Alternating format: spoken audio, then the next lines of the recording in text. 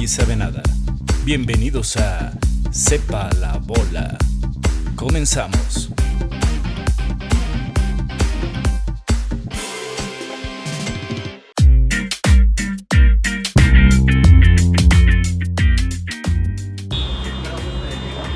Bueno, malteado de vainilla, güey. O sea, dijo que no, pero eso es a fin de cuentas. bueno, entonces Esteban, ¿cómo andamos? ¿Vas a dar una introducción? Ay, cabrón. Nomás menciona a los patrocinadores, ¿no? Sí. TV Network. Acomódate el micro. ¿Sí me escucho, Germán? Jálale ahí. O sea, eso. TV Network, y TV Network Latinoamérica, que es un canal de televisión en Latinoamérica por internet, y con el buen Guillermo, que fue el que nos invitó para que nuestro programa se proyectara en todos estos lares, pues, ¿no? Entonces, les agradecemos a TV Network Channels y TV Network Latinoamérica, y este es otro programa más de Sepa la Bola con Esteban y Yair. Y bien, Esteban, ¿qué tenemos? ¿Qué tenemos hoy? Fíjate que... Gracias, qué amable. Adiós. Ya. Adiós. Bye. Interrumpen. No, bueno, la idea era, pues, anteriormente le dije a Yair, oye, ¿por qué no vamos con los diálogos de Platón? Pero la idea no surgió así de la nada, sino que te cuento así brevemente. Yair estaba hablando el otro día con una chica y entonces me empezó a hablar de Nietzsche y varias cosas, ¿no? Y entonces empezó a divagar un poco y así. Le dije, a ver, espérame tantito, le dije, ¿qué has leído de filosofía, no? Entonces me dice, no, pues ya leí a Marx y a Heidegger y ahorita voy a leer a Hegel le digo, sí, pero de antes no. Y me dice, no. ¿Y por qué? Dice, pues porque esa filosofía ya no. O sea, esa fue su respuesta, ¿no? Entonces le dije, creo que estás en un error muy grave, le digo. O sea, a veces hay ciertas cosas que me estás preguntando que no entiendes y que tú podrías entenderlas sola si hubieras empezado como todo mundo. Como un orden. O sea, ¿por qué? Porque Nietzsche menciona a Sócrates, güey. Y si tú no tienes la lectura, la referencia, a lo mejor lo habla de él para insultarlo, ¿no? Si tú quieres, pero a fin de cuentas habla de él, ¿no? Entonces, yo creo que es necesario, güey, ¿no? No aventarse a la filosofía, a lo más difícil, a lo complicado, a lo que necesitas tener un tutor ahí a un lado para entender ciertas cosas, sino empezar con los diálogos, ¿no? Y Yair y yo decidimos empezar con el orden del libro. Nos vamos a brincar la apología porque, bueno, pues no sé por qué nos vamos a brincar. No la vamos a brincar, sí la vamos a agarrar, pero después. No. La apología. Entonces, el primer diálogo que nos atañe es Critono del deber. Y lo que vamos a intentar hacer, bueno, es no simplemente hablar de lo que dice el libro, ¿no? Sino también traerlo a la situación actual, creo yo. ¿Estoy bien, Yair? Sí, bueno. Sí, o sea, vamos a sacar una serie de programas que son los diálogos de Platón. Cada programa va a ser un diálogo. Para quien quiera quedarse, vamos a estar platicando los diálogos de Platón. Son varios diálogos y es una obra fundamental para conocer a Sócrates, para conocer pues algunas virtudes que Sócrates perseguía y promovía, ¿no? Entonces, el primero es el de hoy, Critono del deber, así se llama. Es un... y voy a empezar, ¿no? Y ahorita te paso el micro. Dale. En Critono del deber, Sócrates mantiene una conversación con Critón. Sócrates para esto ya sabe que va a ser ejecutado, ¿no? Todos allá saben y tú también sabes que Sócrates va a morir. ¿Pero no quieres dar una referencia de por qué va a ser ejecutado? Digo, así nomás como decir por qué. Es que eso ya viene en la apología, después hablamos de eso, ¿no? Pero Sócrates ya sabe que va a ser ejecutado y entonces tiene una conversación con Critón, pero ocurre algo que me quiero ir al inicio, ¿eh? Está corto el diálogo, pero me quiero ir desde el inicio. Sócrates está durmiendo y Critón llega y encuentra a Sócrates durmiendo y no lo despierta. Sócrates le dice, ¿por qué no me has despertado si ya llevas rato aquí al lado mío? Entonces Critón le dice, esto está interesante, ¿eh? Aquí empieza todo. Critón le dice, Sócrates, ¿cómo te iba a despertar sabiendo que si al despertarte te podría causar un agravio? Porque si yo fuera tú, yo sentiría un gran pesar si alguien llega y me despierta de un sueño tan tranquilo como el que tú estás teniendo. Porque Sócrates estaba durmiendo tranquilamente. Critón le dice esto porque Critón ya sabe, por supuesto, que Sócrates va a ser ejecutado, güey.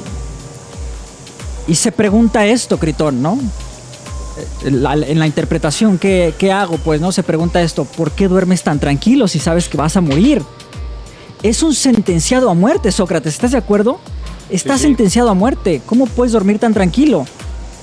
Y no te quise despertar porque si te despierto te voy a recordar, o vas a recordar ya despierto, que vas a morir. Y entonces preferí no despertarte. Pero entonces Sócrates lo resuelve eso diciendo, querido Critón, sería un despropósito que yo me preocupara por la muerte de una persona a la edad que yo tengo. Temer a la muerte sería un despropósito, le dice, ¿no? O sea, desde ahí dices, este es Sócrates, o sea... Porque pensemos, Esteban, un condenado a muerte, yo que he visto algunos documentales, un condenado a muerte en Estados Unidos, que es donde matan gente, ¿no? No duerme tan tranquilo, Esteban. De hecho, pierden el sueño, están todo el tiempo pensando en la fecha de su muerte. Yo los he escuchado y tiene sentido, ¿no? Pero Sócrates es diferente. Sócrates ha asumido su responsabilidad de ser castigado y Sócrates tiene esa capacidad de asimilar la adversidad para llegar al grado de dormir tranquilo, fíjate nada más, ¿no? Entonces, bueno, inicia así, ya nos da que pensar, ¿no?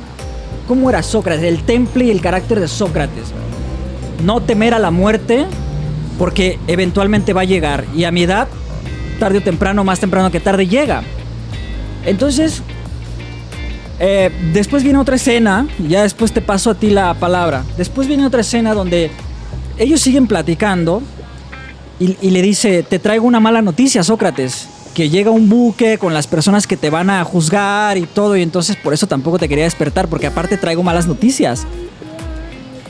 Y Sócrates dice, no me van a ejecutar mañana porque lo he soñado, lo soñé, que una mujer vestida de blanco se me aparece y me dice, Sócrates, no recuerdo bien la frase, pero algo así como de que tú vas a ir bueno, no recuerdo el lugar, pero le dice esta mujer a Sócrates que Sócrates ya no tarda en trasladarse a este lugar, que ese lugar es una ciudad en Grecia que en aquel tiempo, de donde era Patroclo, ajá, el de la Ilíada. Sí. Total que le dice que va a ir a ese lugar, ¿no? Al tercer día. A Creta, no. A Tifia o algo así, un lugar, ¿no? Como Tifia. Le dice esta mujer, al tercer día tú estarás allá, Sócrates, que es un lugar maravilloso, ¿no? Y todo. Fíjate, esta semejanza, Esteban, del tercer día con Jesús. Bueno. Con Jesús, hay muchas semejanzas. No estoy diciendo nada nuevo, gente, no estoy diciendo nada nuevo. Sócrates se ha comparado con Jesús. Mucho, mucho. No él, los demás lo hemos comparado. Al tercer día le dice... Lo mismo que con Jesús, ¿no? Que al tercer día, bla, bla, bla, ¿no? Entonces, Sócrates lo sueña y yo digo, esta es una de las más cosas que hacen comparable a Sócrates con Jesús. Y entonces, ya le dice eso a Critón y Critón como que ya dice, oh, ok, tú soñaste eso, ¿no? Bueno. Y ya de ahí empiezan a discutir sobre cómo Critón, es que Critón intenta convencer a Sócrates de que se fuguen, de que huyan, de que no sea ejecutado porque saben que es una injusticia sacrificar a Sócrates, y lo intenta convencer, y entonces empieza un diálogo sobre lo que es lo justo, lo injusto y el deber ante la ley de Sócrates. ¿Quieres agregar algo antes de irnos a esos lugares? Sí, yo creo que es importante decir que Sócrates, a pesar de ser un sabio, ya iba a decir altamente inteligente, pero Sócrates pues podríamos catalogarlo de sabio, aunque él siempre lo negó, pero aún así creía en los dioses, ¿no? Y la visión de los dioses que tenían los griegos es completamente diferente a la que podríamos tener en la sociedad de ahora, ¿no? O sea, los dioses interactuaban con los griegos así como tú y como yo, ¿no? Por así decirlo, ¿no? Entonces, no es tampoco que Sócrates en esa parte del diálogo se meta en el misticismo. Decir, no, es que vino una paloma blanca y me quiso embarazar. O sea, no. Está hablando de realmente esos dioses con los que todos los atenienses conviven, ¿no? Ajá. Eso por un lado. Y por el otro, bueno, lo que acabas de mencionar sobre la semejanza con Jesucristo, yo siempre he dicho que la historia debería ser antes de Sócrates y después de Sócrates, no antes de Jesús y después de Cristo, ¿no? Como se dice, pero bueno, ahí ustedes van poco a poco con el diálogo y cuando vayan viendo los diálogos van a entender qué relación hay entre Sócrates y Jesús.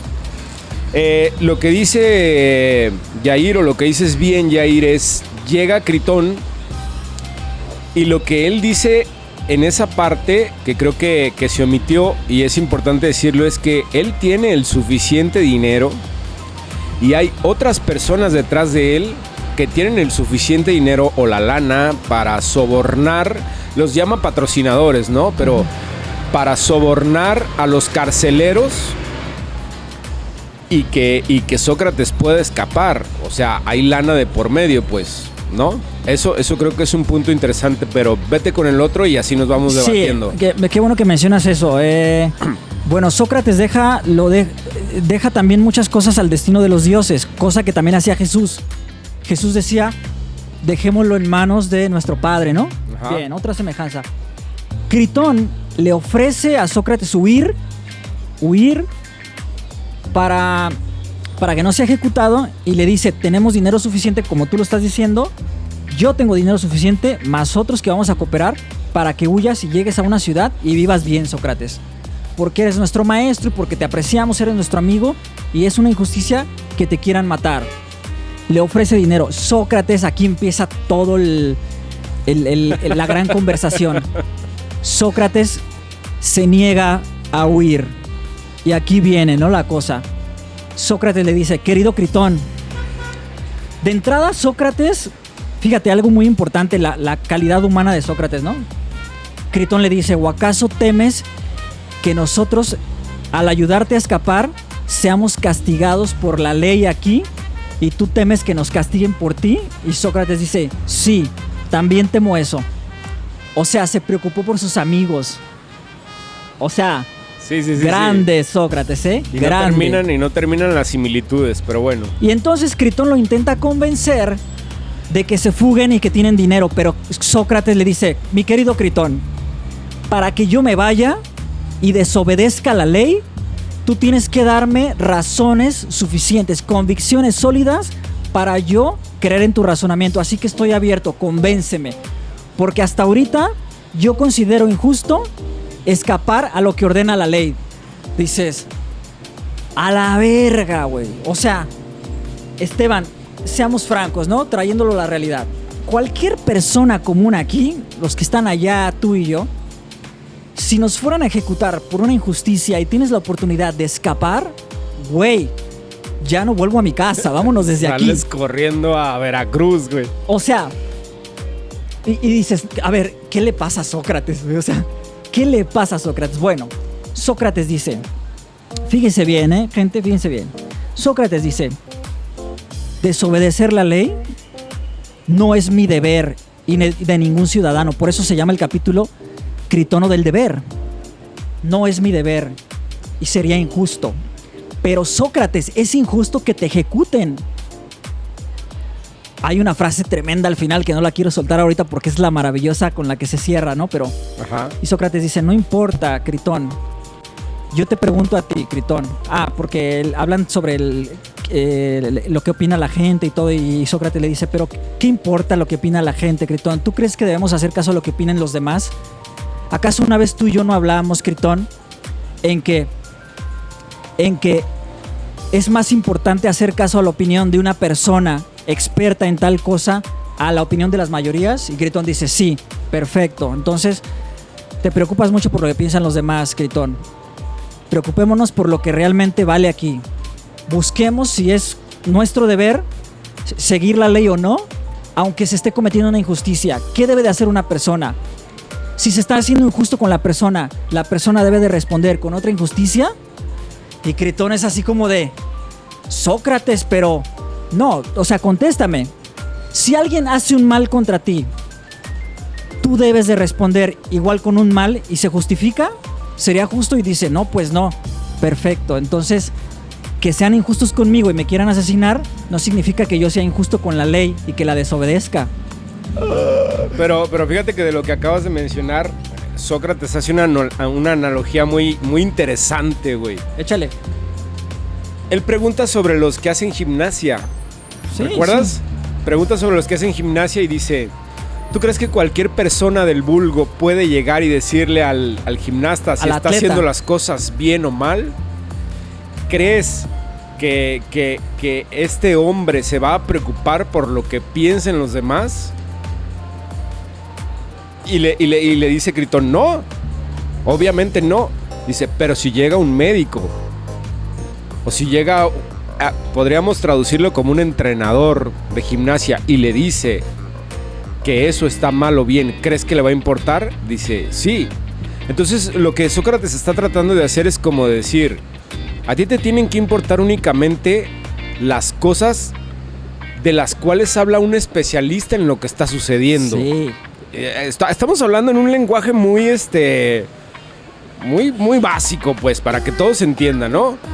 Entonces, eso es importante porque ahí empieza a medio apuñalar a Critón, ¿no? O sea, no en el mal sentido, sino le empieza a dar pequeñas dagas Lo que pasa es que si están hablando de justicia, de debo escapar o no, Ajá. o sea, es mi deber quedarme o irme. Y entonces Sócrates le empieza a decir, ¿a quién le vamos a hacer caso sobre esta opinión? Y por eso utilizan la analogía del gimnasta y todo eso, ¿no? Ajá. ¿A quién debemos escuchar sobre ciertos temas? ¿Al experto en el tema o a lo que piense la mayoría? Y Critón asiente y dice, no, al experto en el tema. Perfecto. Entonces hablemos de la justicia. ¿Quién sabe más sobre la justicia? ¿La mayoría o la ley misma? Y entonces Critón dice, no, pues la ley. ¿Y qué dice la ley, mi querido Critón? Y entonces Sócrates arma un diálogo como si la ley que es un concepto abstracto, la ley, ¿verdad? Es un concepto abstracto, empieza a hablar con Sócrates y le dice, Sócrates, ¿qué estás haciendo? ¿Por qué te quieres ir? Y yo le respondería, dice Sócrates, pues porque me quieren ejecutar de manera injusta. Y la ley le diría, sí, Sócrates, pero ¿acaso tú no has sido alguien que siempre ha perseguido la virtud? ¿Desobedecer la ley es virtuoso o no, Sócrates? Y Sócrates dice, no. Entonces, ¿por qué te quieres ir, Sócrates? Entonces empieza una mayéutica, un juego ahí de preguntas, respuestas, preguntas conducentes que conducen a la persona a la verdad, ¿no? De las cosas. De tal manera que en este diálogo, Sócrates, en esta conversación, Sócrates lleva a Critón por el camino de dame razones, Critón, para fugarme. Dame razones en las que yo no abandone mi postura que siempre he tenido de siempre seguir la virtud. Porque recordemos esto, Sócrates siempre fue un sabio, fue un maestro de la virtud. Siempre lo virtuoso. Para él la mayor riqueza era la virtud, el valor, la belleza, la valentía, la justicia. Todas esas virtudes para él son las virtudes capitales, o sea, no lo ibas a sacar de ahí.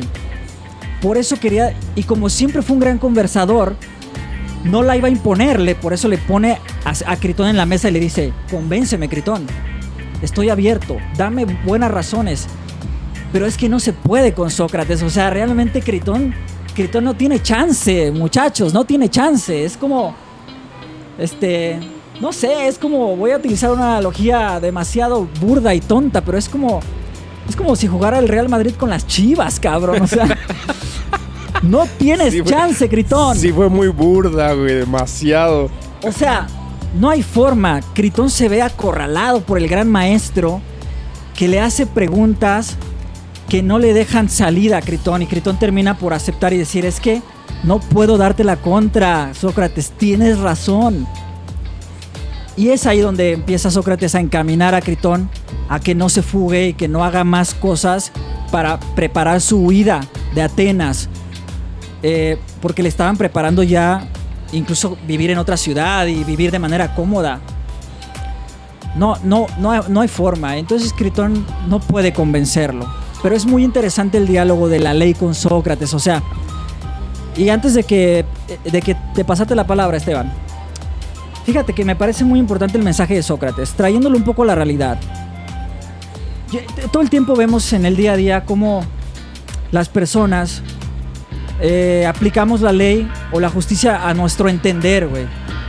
La verdad queremos aplicarla a nuestro entender, Esteban. Es decir, si vemos que hay una injusticia, por ejemplo, nos roba a alguien, güey.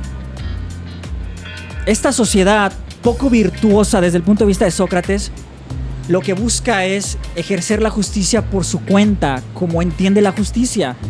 Y para nuestra sociedad, aplicar la justicia es la ley del talión y peor.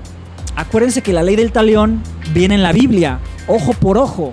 La ley del talión es el ojo por ojo. ¿No? Tú me sacas un ojo y yo te saco un ojo.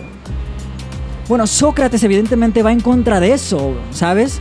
Claro, recordemos que Sócrates fue antes de Cristo, o sea, la Biblia es mucho después. Primero fue Sócrates, primero fueron los griegos. Entonces, Sócrates no piensa así, Esteban.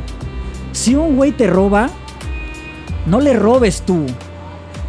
Y cuanto peor, porque aquí es peor. No es la ley del talión aquí, no le quieres hacer al ladrón lo que él te hizo. Queremos asesinar al ladrón. Queremos cometer un crimen peor que el que él cometió. Sócrates estaría, pero si hasta la calzada del otro lado de nosotros. De hecho, está del otro lado. Sócrates diría, no es justo lo que tú estás haciendo. Pero es que no es justo que él me robó. Sí, pero volvemos a lo mismo. Responder con una injusticia no es virtuoso, no es el deber de alguien. ¿Me entiendes? Sí, sí. ¿Quieres agregar algo? No, estaba embelesado con tus palabras. Ok. No, pero, a ver, espérate, hay un punto importante que hay que decir aquí, que Sócrates era un soldado. Y no era cualquier soldado. O sea, era un soldado cabrón, vamos a decirlo bien con todas las letras, ¿no? O sea, era un soldado valeroso. De hecho, en otro diálogo se menciona que Sócrates era un soldado que merecía el mérito al valor, pues, que era un gran soldado. Entonces, por ahí se dice que Sócrates vivía de su pensión de soldado. Es decir, porque Sócrates no cobraba por sus enseñanzas, ¿no? Ahora, eso que acabas de mencionar de la virtud, ese siempre fue el conflicto eterno entre Sócrates y los sofistas. ¿Por qué? Porque los sofistas cobraban por enseñar la virtud, cuando Sócrates decía la virtud debe de ser para todos y sin excepción, ¿no? O sea que aquel que no tenía lana no podía acceder a la enseñanza de la virtud, ¿no? Claro que los maestros de filosofía son sofistas, o sea, eso no hay que pelearse con los sofistas, ¿no? Ahí creo que Sócrates no tenía toda la razón del mundo, pero bueno, lo que dijiste ahorita es, no existía ser en el mundo que pudiera derrotar a Sócrates en un debate, en un diálogo. No había, si hubiera bajado Zeus en ese momento, se lo hubiera pelado con Sócrates. Pero ahí te va, Esteban, ahí te va. Es verdad. Pero, ¿sabes qué es algo impresionante y otra similitud con Jesús, con Jesucristo de Sócrates? Es que lo aplicaba Esteban a la vida. Lo aplicaba. Claro. Por eso es que no existe, y también Jesús lo hacía, por eso es que no existe y no ha existido gente, Esteban, Germán, no ha existido otro hombre como Sócrates ni como Jesús. No ha nacido. Por eso es que hay varios autores, por ahí incluso hay un poema y todo, no recuerdo bien, ¿no? Pero que decía, ¿dónde está la descendencia de Jesús?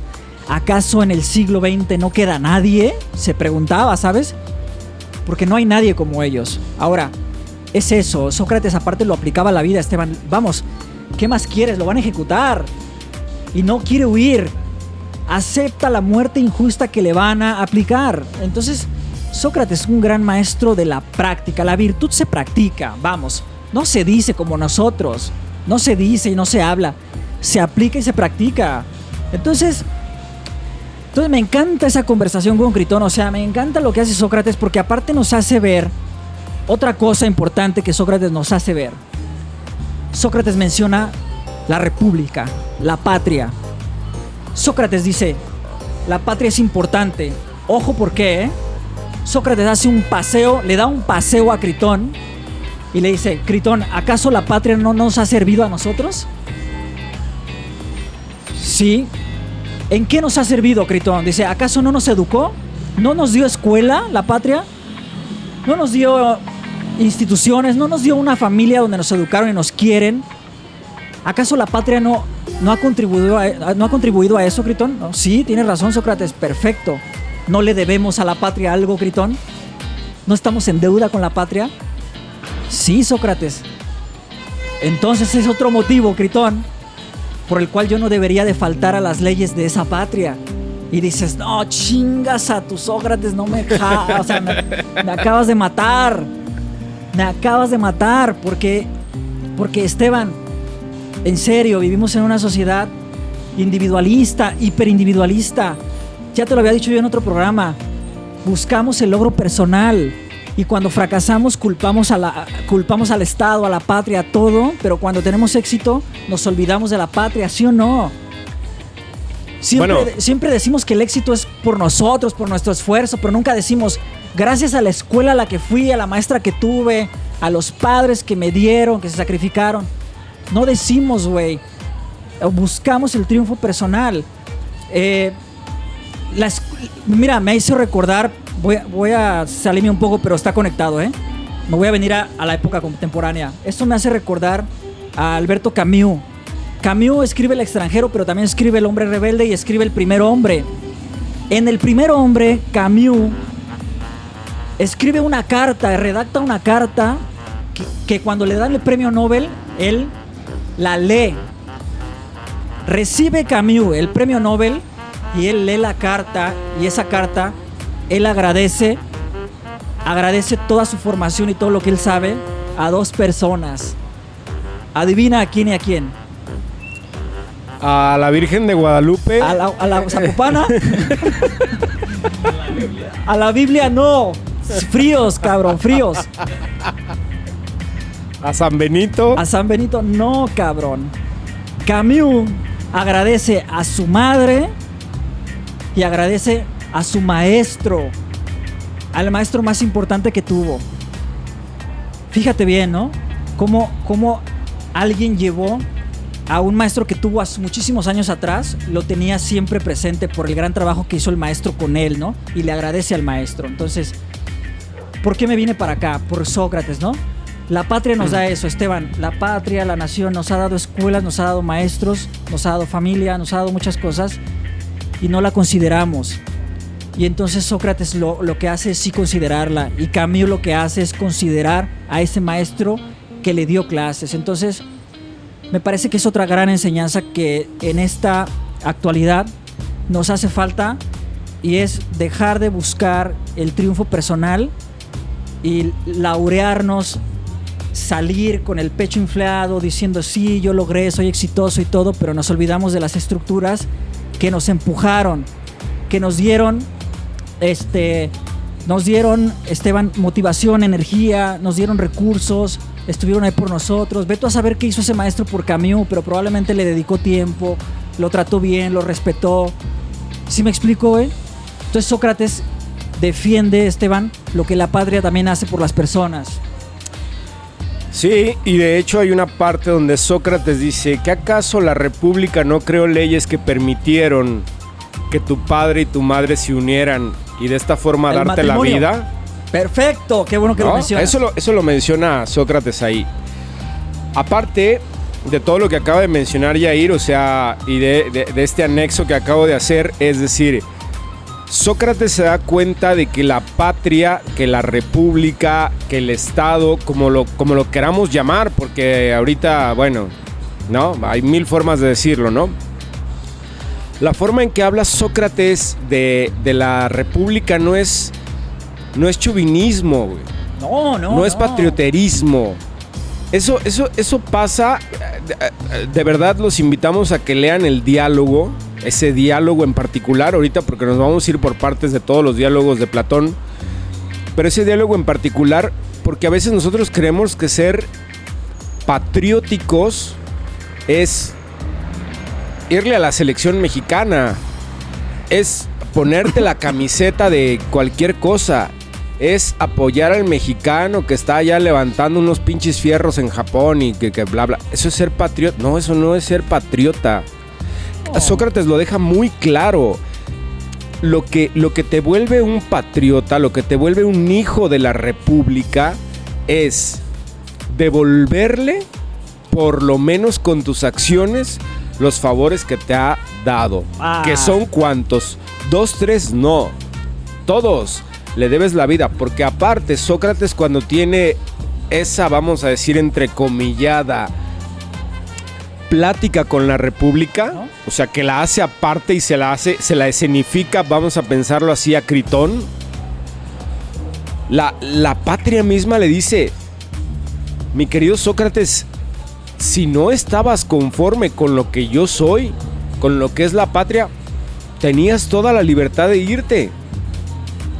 ¿Cuántas veces pudiste largarte de la patria? Sí, totalmente. Y las únicas veces que saliste que no fueron por la guerra, dice, fue cuando fuiste a Creta, creo que estoy por ahí, a presenciar unas olimpiadas de poesía, algo así, por ahí le dice. Yo no tengo la memoria de Yair, que él sabe cuándo fue la última vez que se aventó un pedo a Anaximandro, pero a mí se me va todo.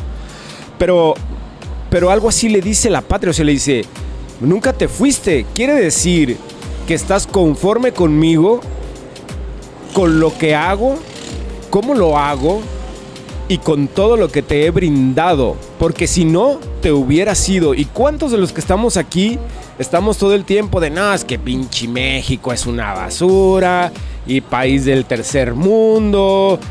Imagínate vivir en Suiza y perderte de esto y ves unos memazos y lo que tú quieras. Güey, ahí está el aeropuerto internacional Benito Juárez. Si te quieres ir al nuevo de Santa Lucía, que va a quedar perrón, y bótate a la...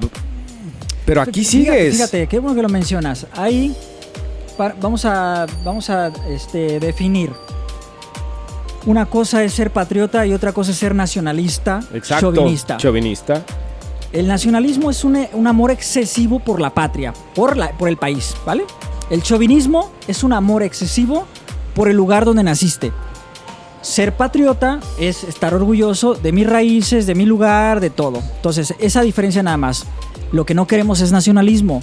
Ser patriotas, pero no ser nacionalistas. Chauvinistas, como menciona Esteban. Eso no queremos.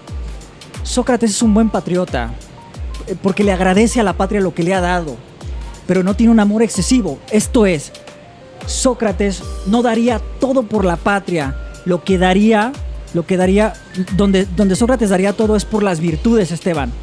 Ajá. No importa quién la haga, pero por la virtud. Si la injusticia la comete incluso mi esposa, no sé quién, es injusticia como tal y la demandaría Sócrates. Condenaría una injusticia. Por eso es que no puede ser nacionalista, porque si la nación comete una injusticia, Sócrates lo diría y lo dice. ¿Sí? Ahora, Sócrates dice algo muy... O sea, que así me dejó como... Sócrates dice, la injusticia que yo estoy padeciendo no me la está aplicando la ley como tal. La injusticia me la están aplicando los hombres. No, yo me quedo así de... Hasta me agarré del sillón. En serio, me agarré del sillón, güey. Estaba solo en la casa y me agarré. Dije, no, es que Sócrates es de otro nivel. O sea, Sócrates... Hasta me persigné, güey, porque es que no es un dios. Pero dije... O sea, es verdad, Esteban. ¿Quién condenó a Sócrates? Se reunieron, Esteban, para señalarlo. La ley no. Se reunieron para señalarlo y decir, Sócrates estaba corrompiendo a los jóvenes. Debe de ser castigado. Entonces, en realidad a Sócrates lo condenan otras personas. Lo mismo con Jesucristo. ¿Quién condena a Jesucristo? No fue la ley. Por eso Poncio Pilatos decía, pero este hombre no ha hecho nada malo. ¿Cuál es su pedo, hijos de la verga? Le dice a todos los demás, ¿no? castíguenlo porque no sé qué. No, pues castíguenlo ustedes porque no ha hecho nada malo, ¿me entiendes, güey? La ley no lo estaba castigando como tal. Fueron los hombres. Y Sócrates, con esa frase, te digo que a mí casi me colapsa. O sea, yo digo, tiene razón, güey. Pero hay algo muy importante ahí, Jair, fíjate bien. Esto hay que entenderlo porque la ley empieza a ser, perdón por el ruido, pero ya me estoy poniendo medio loco. La ley tiene que ser metafísica. Voy. Sí, ya sé que ya me empecé a manchar, ¿va? Pero ahí voy. Sí, no me desajustes, güey. Estoy pisteando bien tranquilo, güey. Estamos pisteando ya. No me voy a subir. Pero lo que me refiero es, ¿quién hace la ley? ¿Quién la crea? Los hombres. Los hombres, ¿no? Y si los hombres que juzgan a Sócrates son los mismos que hacen la ley, entonces los hombres por consecuencia también o sea, la ley también está aplicando un castigo a Sócrates. Es decir, por eso digo que la ley tiene que ser más allá de el hombre. Pero si tú dices que la ley está conformada por hombres, Esteban, finalmente son los hombres los que castigan al final, porque ellos la pusieron. Ahora, hay ocasiones en que la ley dice otra cosa y los hombres presionan para que cierto gobernante castigue a cierta persona, güey. Exactamente, por eso esa es la parte contradictoria de la que yo quiero hablar, pues, o sea, de lo que creo que no está quedando muy claro. Es decir, a lo mejor las personas que nos están viendo están entendiendo, claro, o sea, los hombres injurieron a Sócrates y la ley lo castiga. ¿Pero qué la ley no está formada por los hombres? O sea, ¿qué no sería la misma cosa? Bueno, no. No, la ley no lo castiga. No es la misma cosa. Los hombres lo castigan, no la ley. Los hombres lo acusan. La ley es la que impone el castigo. ¿Estamos de acuerdo ahí? No. A ver, ¿por qué no? Ahí te va. No, porque la ley sigue siendo un concepto abstracto, Esteban. ¿Qué acabo de decir de la metafísica? Y quien comete realmente ¿Quién crucificó a Jesús, Esteban? Los romanos. Los judíos lo señalaron, pero los judíos no crucificaban gente, güey. Ajá. Los romanos sí. Los romanos se cometieron el castigo tal cual, ¿no? Ajá. Que de hecho creo que la ley no castigaba los delitos que cometía Jesús. Por eso te decía, fueron los hombres. Con Sócrates pasa lo mismo, Esteban. Ocurrió un juicio. Bueno, después nos vamos a pasar a la apología. Nos vamos a pasar a otros diálogos donde ya, tal vez expliquemos el juicio y todo lo demás de Sócrates. Estamos en otro diálogo, pues, ¿no? Pero su frase tiene mucho sentido, Esteban. Las mayorías señalaban a Sócrates y eso provocó que él fuera castigado y llevado a la pena de muerte. Por eso él dice, la ley en sí no es la que me castiga, son los hombres. Me parece que tiene todo el sentido, güey. Porque la ley ahora en nuestros tiempos se representa como una ley ciega que sostiene una balanza. Es una mujer con los ojos vendados, con una balanza, ¿sí? En la que se inclinan las pruebas, ¿sí? Hacia un lado o hacia otro, ¿no? ¿Sabes qué? Por eso yo estoy volviendo a esa parte de impartir la justicia o aplicar la ley. Por eso yo estoy muy en contra de que nosotros nos pongamos, nosotros o nosotras o nosotres. Nosotros siempre, por favor. Nos pongamos a querer aplicar la ley, Esteban. O sea, en este país la queremos respetar poco y la queremos incluso aplicar a nuestra manera. Por eso yo he estado en contra de que cuando una multitud lincha a un ladrón y lo matan y luego celebran, yo digo, estamos yendo hacia atrás, güey. ¿Me entiendes? Más atrás de Grecia. Que yo estoy igual que ellos, ¿no? Cuando alguien comete un agravio contra ti o contra mí, pues sientes coraje y quieres castigar de inmediato al tipo. Es un arranque de furia, de ira que creo que pertenece a nuestra cultura, güey. Alguien le llama alguien diría que por naturaleza. Yo siento que es por cultura, pero bueno, ese es otro tema. Y yo estoy en contra de que linchemos a un tipo que roba, güey. Por eso también, Esteban, o sea, la enseñanza de Sócrates creo que es muy clara, pues, ¿no? Tratar a alguien que hizo algo malo, responderle con algo malo, no estamos avanzando, no estamos aplicando justicia y no estamos aplicando la virtud, ¿me explico? Digo que es algo que yo mencioné hace rato, pero por eso es que yo estoy en contra de eso. Deberíamos de buscar las formas de que se aplique la ley, güey. Agarrar al güey, cabrón, que roba, agarrar al güey, someterlo, llamarle a la policía y que lo castiguen, como la ley dice, Esteban, respetar la ley. Sí. No queremos que no se castigue. Sí. Respetar la ley, pero luego siempre llega alguien y te dice, bueno, pero la ley no hace nada, no los castigan y el tipo vuelve a robar. A ver, pero tratemos de elaborar esto al puro estilo de Sócrates. Si la ley no se cumple con la falta que esa persona ha cometido, no implica que nosotros sí debamos cumplirla con una falta peor, ¿no? Porque es peor la nuestra. Ahora, consideremos algo de lo que también hablaba Sócrates, pero en otro diálogo. Esto lo menciona con Gorgias, otro diálogo al que después pasaremos. La persona que comete una falta, el ladrón, el asesino, el criminal, ya está obteniendo un castigo. Su alma se está corrompiendo. De entrada ya está la persona castigándose a sí misma. Esa persona no va a ser la misma después de cometer un crimen y no ser juzgado. Una persona que comete un crimen y no es juzgada, esa persona va a llevar otro tipo de castigo. Su alma se corrompe. Eso también lo maneja Sócrates. Nosotros pensamos que el ladrón se sale con la suya, Esteban, el asesino que mata a alguien y huye, el sicario, y decimos, pero es que esos güeyes andan por ahí bien campantes. No, esas personas están padeciendo el castigo, el pesar que conlleva cometer un crimen. Sobre todo, bueno, un crimen siempre es injusto, ¿no? Pero están siendo castigados, Esteban, a nivel alma, a nivel conciencia. ¿Estás de acuerdo con eso o no? No mucho. Ahí te va, Aunque acaba no de decirlo Germán. Yo creo que en el fondo, nada más para responderle Gorgias. a Germán, yo creo que en el fondo un asesino sí siente culpa.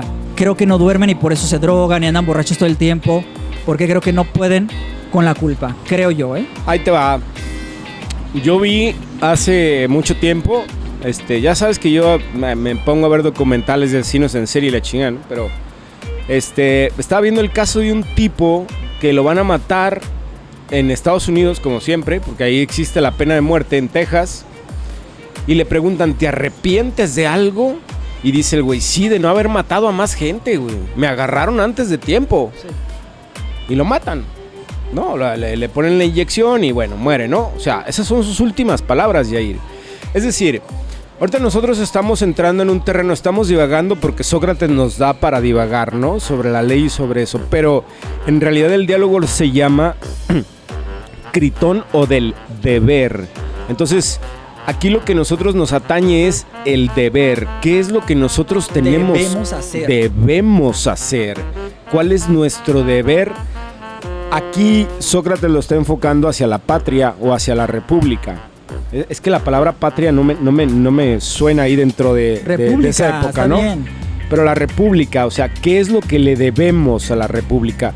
Y aquí lo enfoca Sócrates a la república, pero en sí, en general, ese diálogo nos sirve para aplicarlo a cualquier cosa. Es decir, ¿qué le debemos a tu padre, a tu madre, a tu hermano, a tu amigo, a tu esposa?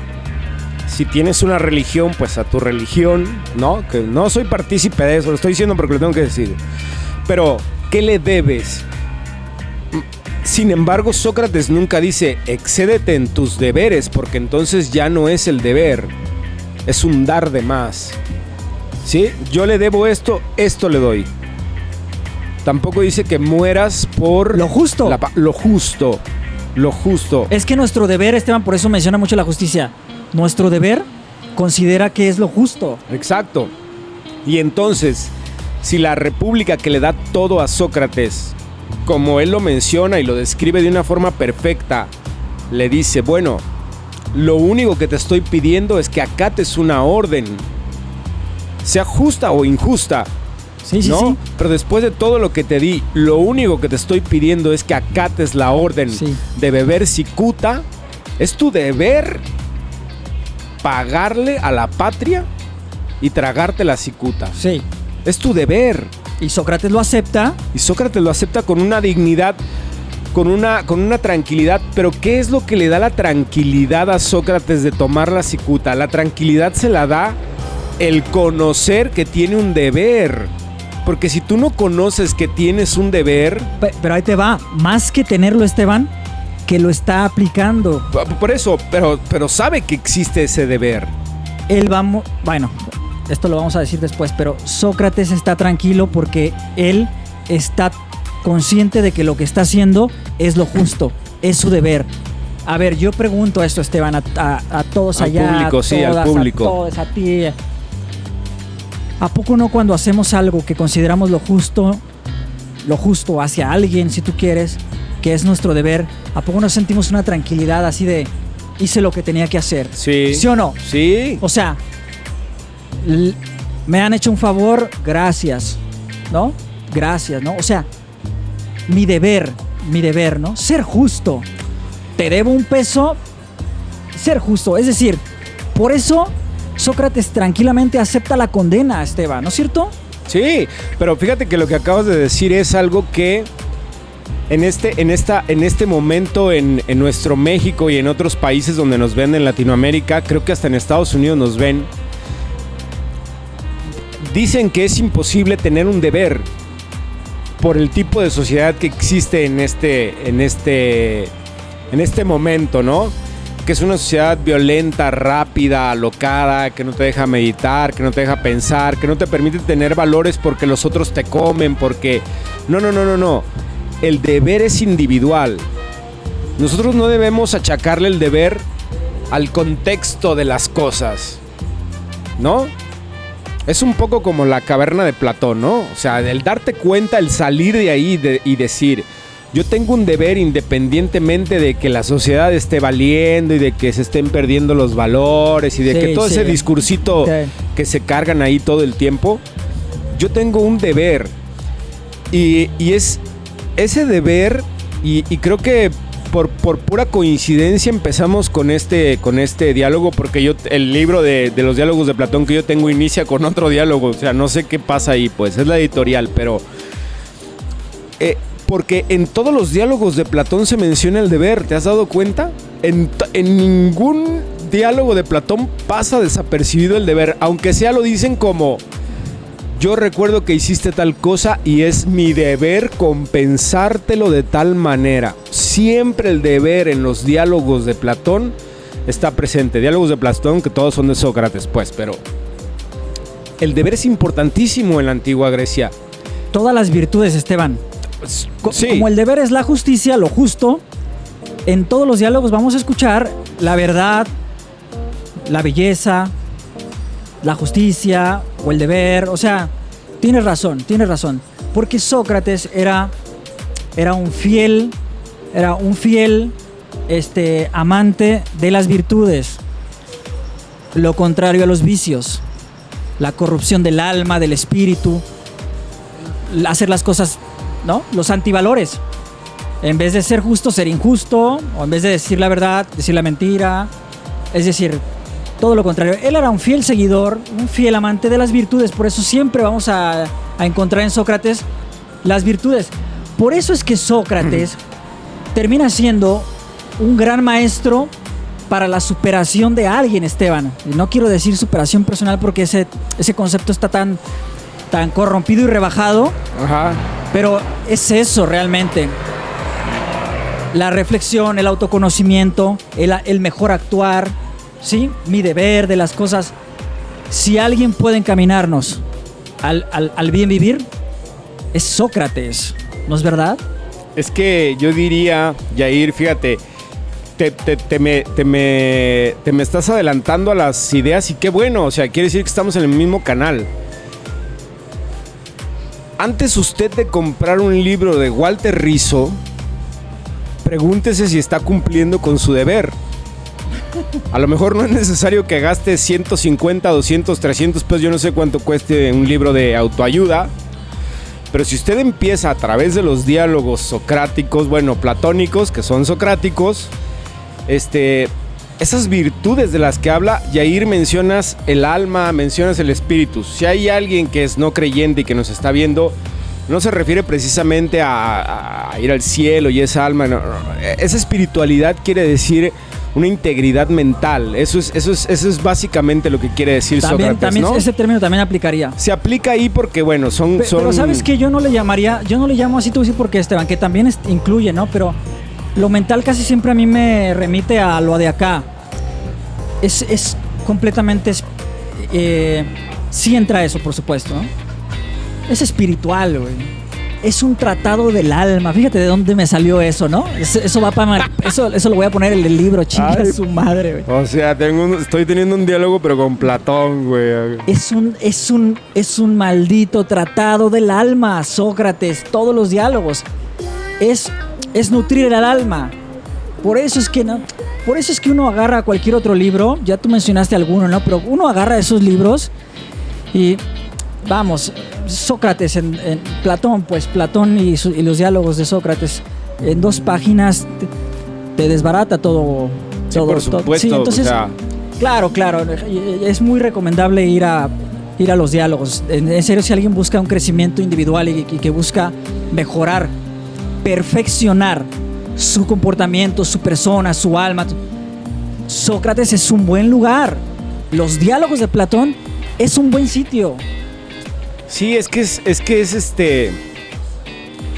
Mira, Jair, yo no quiero discutir sobre el alma y sobre el espíritu en el sentido de que si está en la mente o si no está en la mente. La gente entiende a lo que me refiero, pues, ¿no? Sí, es una cuestión metafísica, ¿no? Pero aquí la cosa es que, vaya, el espíritu está en alguna parte, Jair. ¿En dónde? No lo sabemos, ¿no? No es necesario que usted crea en el cielo ni nada por el estilo, pero el espíritu está en algún lado. Hay muchas cosas que se le llaman espíritu, como por ejemplo el espíritu combativo, ¿no? O el espíritu de lucha. Y cuando te dicen el espíritu de lucha, no es que tengas un espíritu adentro, un fantasmita que sea luchador, ¿no? Sino la intención de el poder, la voluntad. Eso es lo que es el espíritu. Entonces, ese espíritu que está dentro de nosotros para hacer ciertas cosas, esa motivación que nos lleva es a lo que muchas veces nos referimos en la filosofía, ¿no?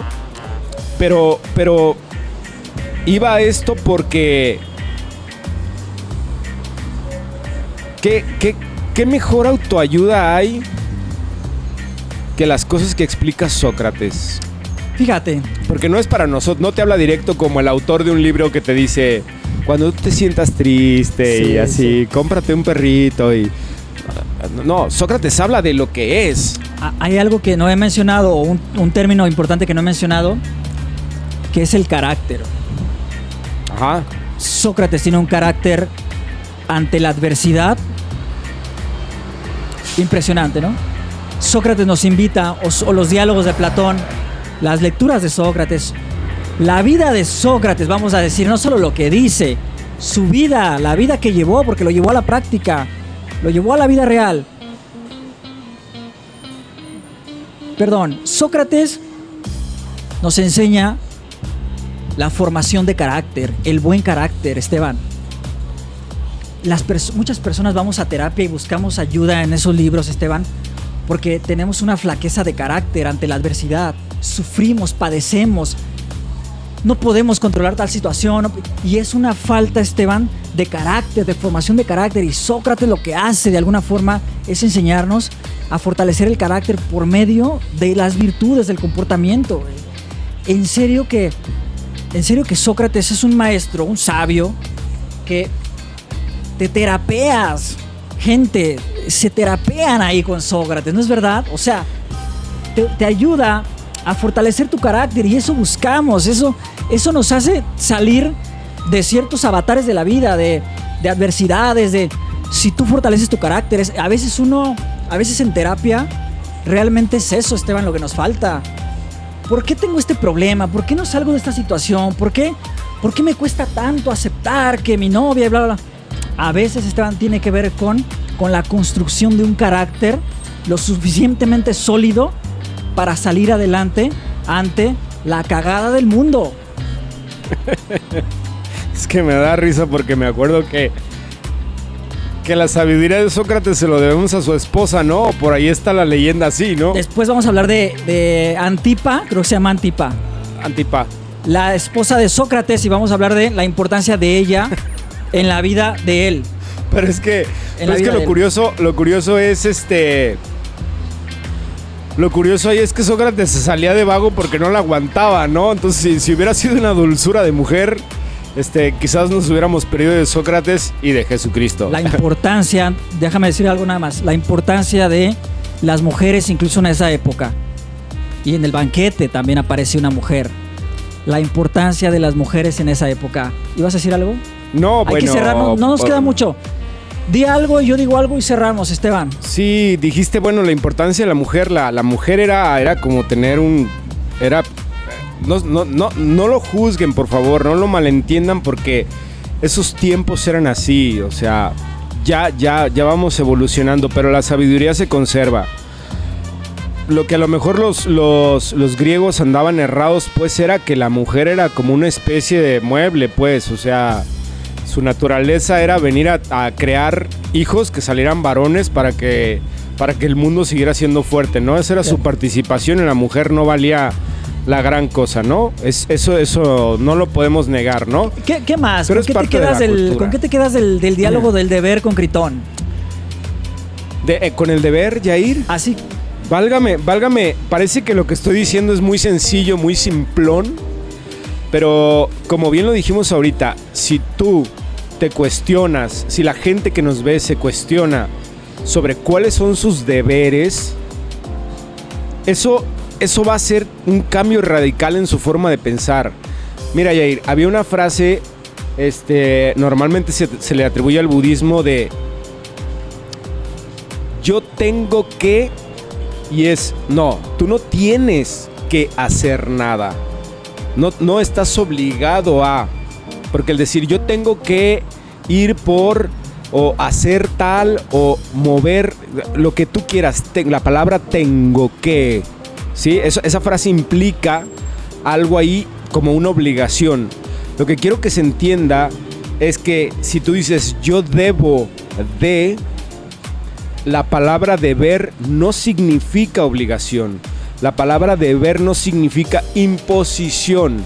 La palabra deber significa devolver algo que me fue dado.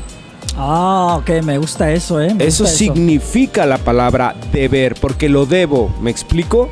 Okay. Aunque ahora bajémoslo a un lugar aquí en donde todos lo podamos masticar, es Yair, como lo dijiste hace rato, me prestó 100 pesos, yo le debo a Yair 100 pesos. Eso no es una obligación y es le tengo que... No, le debo 100 pesos porque me prestó 100 pesos. Esa definición a lo mejor un poco burda, público, discúlpenmela y permítanmela, pero a veces es necesaria para que nos quede muy claro lo que es el deber. Entonces utilicen más la palabra deber cuando realmente lo amerite.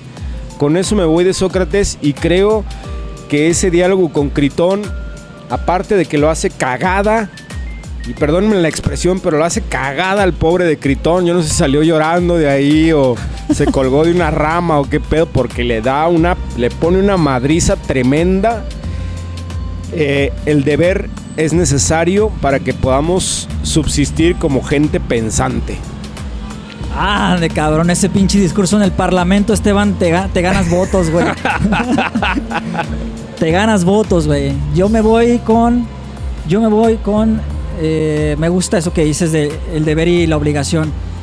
El deber tal vez podría ser, Esteban, una obligación, pero con lo justo, no con los demás, con lo Exacto. que es justo, lo que me es justo. Exacto. Con la virtud como tal.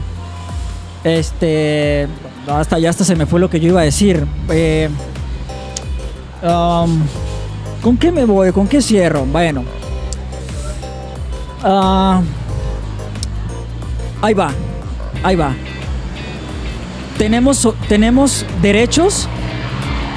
Tenemos derechos como ciudadanos, pero tenemos obligaciones, Esteban. Tenemos deberes, y yo creo que hay que retribuirle a la sociedad y no ser tan individualistas o hiperindividualistas, porque caímos en el hiperindividualismo. Llega el punto donde vivimos aquí, nos servimos de esta sociedad y al mismo tiempo hablamos mal de este lugar, de la gente, del país. O sea, es como nos servimos de alguna manera y no me agrada eso, no me agrada. Nos servimos y no tenemos ni siquiera la iniciativa de salir a devolverle algo que nos ha dado. No queremos ofrecer, no sé, cualquier cosa, ¿no? Gente que sale y da clases gratis o regala cosas, que le quiere devolver a la sociedad algo. Hay que devolver algo, yo creo, Esteban. Dejar el hiperindividualismo y ser un poco más conscientes de que vivimos en un lugar que nos ha dado cosas. Nada más, nos vamos. Este fue un diálogo de Platón, Critono del deber. Siguen otros diálogos, los programas siguientes son de esto. Nos vamos a ir por esa línea, espero que nos sigan, espero que les guste y les interese esto, para que estemos en contacto, gente. Dejen comentarios, por favor, es muy importante. Suscríbanse, es muy importante. Queremos saber qué piensan. Sí. Queremos saberlo. Hay gente, hay una amiga que nos ve desde Francia, Marinés, que vive en Francia.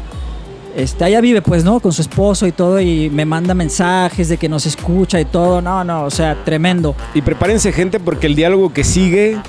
Siguen otros diálogos. Ay, caramba. No, el que sigue específicamente es... Se va a poner bueno. Una maravilla. Muchas gracias, Esteban, Germán. Nos vemos la próxima.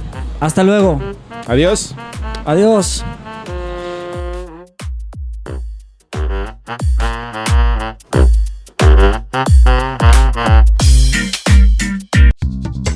Esto fue Sepa la Bola por La Exquisita Radio.